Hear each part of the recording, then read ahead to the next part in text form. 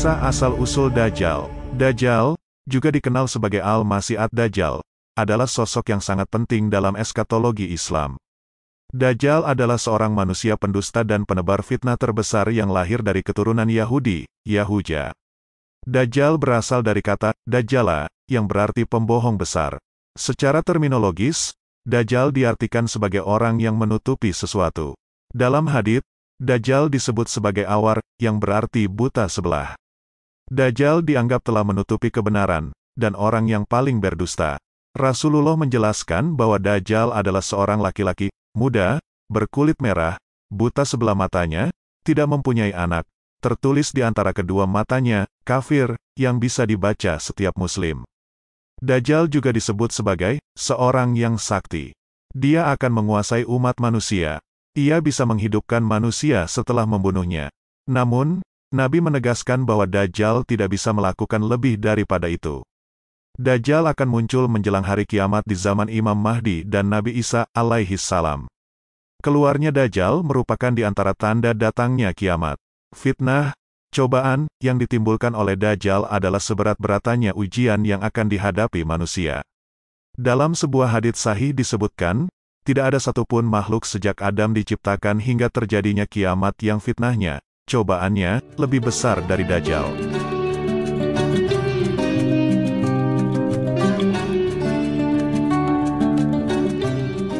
Kelahiran Dajjal. Dajjal, sosok yang sangat penting dalam eskatologi Islam, lahir di sebuah negeri kecil di Palestina yang dikenal sebagai Samirah. Negeri ini merupakan warisan dari Nabi Sulaiman dan mendapatkan namanya dari seorang dari Bani Israel, Musa Samiri, yang dikenal sebagai pembuat berhala sapi emas. Ayah dan ibu Dajjal adalah keturunan Yahuja, Yahudi, yang selama 31 tahun tidak dikaruniai anak. Namun, setelah waktu yang lama, mereka akhirnya diberkahi dengan seorang anak laki-laki. Anak ini, yang kemudian dikenal sebagai Dajjal, menjadi sumber penderitaan terbesar bagi kedua orang tuanya. Sebelum Dajjal lahir, orang tuanya mengalami beberapa kejadian yang cukup unik dan mengerikan. Pada suatu malam yang menakutkan, diiringi embusan angin dan hujan lebat, pasangan suami istri itu mendengar suara dari patung sapi betina yang mereka sembah sebagai Tuhan mereka. Patung itu memberitahu mereka tentang kelahiran seorang anak. Kehamilan ini tidak biasa. Dajjal lahir dari hasil hubungan ketika ibunya sedang menstruasi. Lalu terjadilah kehamilan sebagai pengaruh perbuatan iblis. Setan mengetahui keinginan suami istri itu mendambakan seorang anak laki-laki. Karena itu setan memperdaya berhala itu seakan-akan memberi karunia anak dan meminta korban-korban sesembahan. Demikianlah cara setan menipu daya manusia.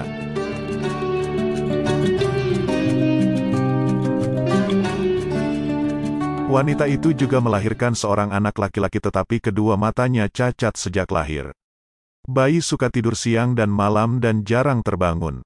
Sejak lahir, Dajjal tidak mau menyusui dan selalu tertidur. Demikianlah kisah unik sekaligus mengerikan menjelang lahirnya Dajjal. Semoga kita semua senantiasa dilindungi Allah dari fitnah Dajjal. Menurut hadis yang diriwayatkan Nabi, Dajjal adalah seorang anak laki-laki yang buta sebelah matanya. Meski matanya sering tertidur, namun hatinya tetap terjaga. Dajjal digambarkan sebagai sosok yang sangat berbahaya dan tidak banyak memberikan manfaat, baik bagi orang tuanya maupun bagi umat manusia. Sejak lahir, Dajjal tidak mau menyusui dan selalu tertidur. Keluarga Dajjal, ayah dan ibunya, adalah penyembah berhala. Mereka menyembah berhala berupa sapi.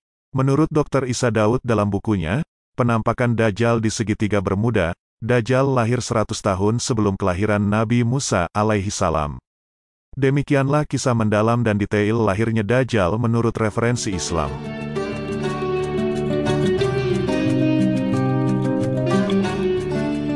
Kehidupan Dajjal. Sejak kelahirannya, Dajjal menunjukkan perilaku yang tidak biasa. Ia tidak mau menyusu dan selalu tertidur. Perilaku ini menunjukkan bahwa Dajjal bukanlah bayi biasa, tetapi sosok yang unik dan misterius. Keluarga Dajjal, termasuk ayah dan ibunya, adalah penyembah berhala. Mereka menyembah berhala berbentuk sapi betina. Ini menunjukkan bahwa mereka adalah orang-orang yang jauh dari ajaran tauhid dan lebih cenderung kepada pemujaan berhala.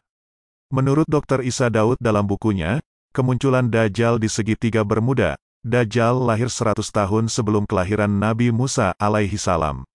Ini menunjukkan bahwa Dajjal telah ada sejak zaman kuno dan akan muncul kembali di akhir zaman. Dajjal akan memiliki pengaruh yang signifikan terhadap dunia.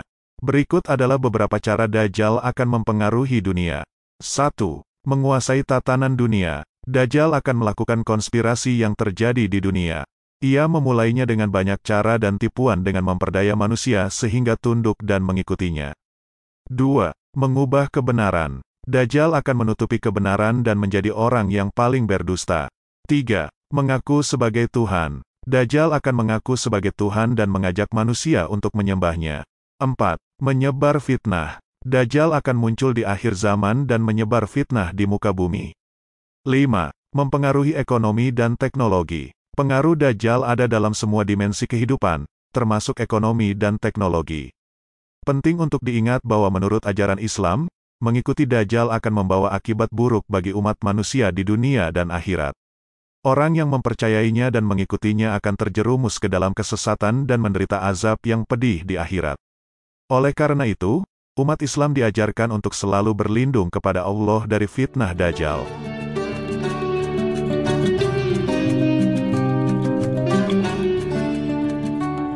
Dajjal dan akhir zaman. Dajjal akan muncul di akhir zaman dan menimbulkan kekacauan serta fitnah yang mengerikan.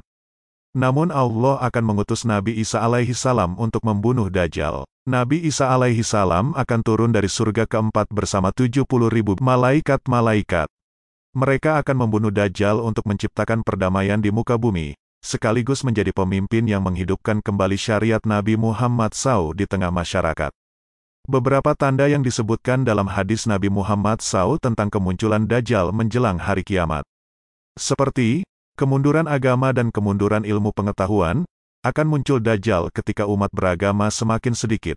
Manusia lupa mengingat Allah, bencana kelaparan melanda manusia. Akan terjadi kelaparan selama 3 tahun sebelum munculnya Dajjal, banyak pembohong, pembunuhan merajalela dan kekacauan akan terjadi. Ketika Dajjal melihat Nabi Isa alaihi salam, dia akan melarikan diri. Nabi Isa alaihi salam akan mengejarnya dan akhirnya berhasil membunuh Dajjal. Dajjal akan ditusuk dengan tombak emas di antara kedua matanya yang artinya di keningnya, dan Dajjal akan mati. Peristiwa meninggalnya Dajjal di tangan Nabi Isa alaihi salam merupakan salah satu tanda hari kiamat. Sepeninggal Dajjal, akan ada serangkaian peristiwa besar lainnya yang mempersiapkan datangnya hari kiamat.